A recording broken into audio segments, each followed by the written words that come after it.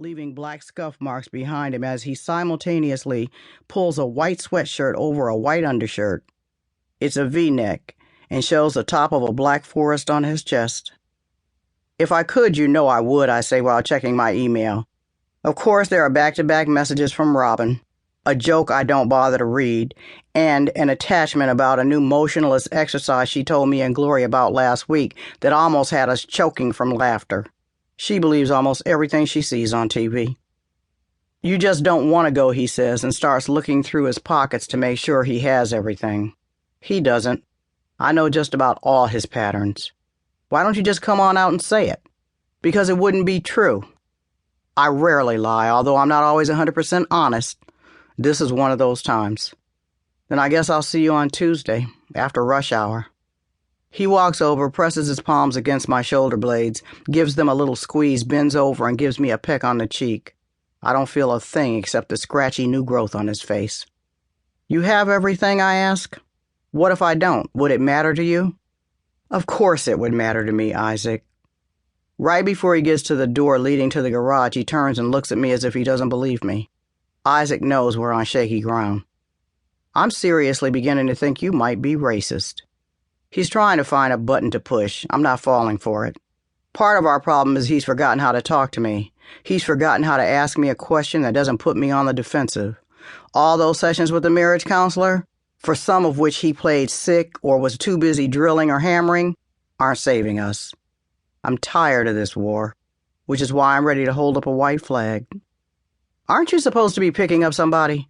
So now you're trying to get rid of me, is that it? Yes, how's that for an honest answer?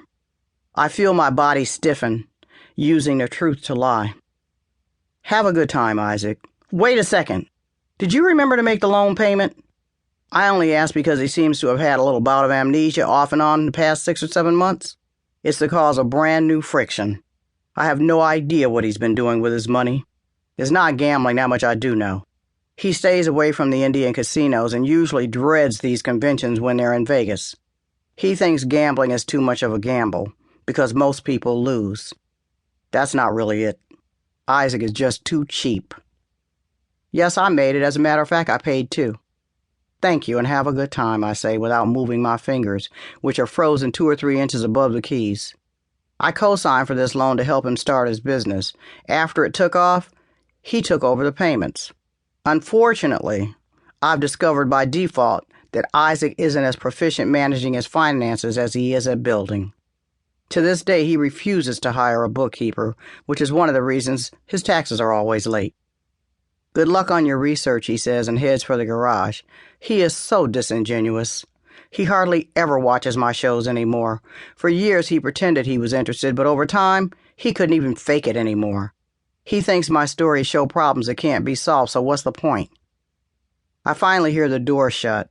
I turn around and stare at it. It's red, my bright idea. I'm hoping to hear the garage door go up. There it is. Then the engine roars in his truck. Instead of turning my attention back to the screen, I wait for the handle to turn. Sure enough, in he comes. I forgot my cell phone. He dashes down the hallway to our bedroom. To this day, Isaac reminds me of a Black Paul Bunyan, except he's finally getting a few strands of gray.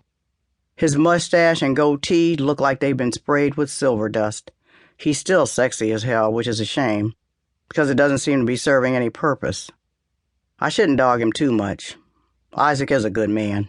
I just think marrying each other wasn't the best thing we could have done for each other. He stops dead in his tracks, pivots, comes over and kisses me in the exact same spot. This time he lets his lips stay a millisecond longer. I appreciate the gesture. I'll call when I get checked in. I make myself some French toast, put a few strips of bacon in the microwave, and sit back in front of my laptop. My mind isn't on teen pregnancy, so I bookmark the sites I may want to look at later. I'm thinking about the man who just left, the one I once loved harder than any of the others. I was a 40-year-old love-starved black woman who'd never been married and didn't think it was still possible. I met Isaac in church. He was tall, dark, and handsome. Aren't they always? I was sitting near the front and found myself going deaf as the minister delivered yet another guilt-laced sermon about the evils of temptation because I was slowly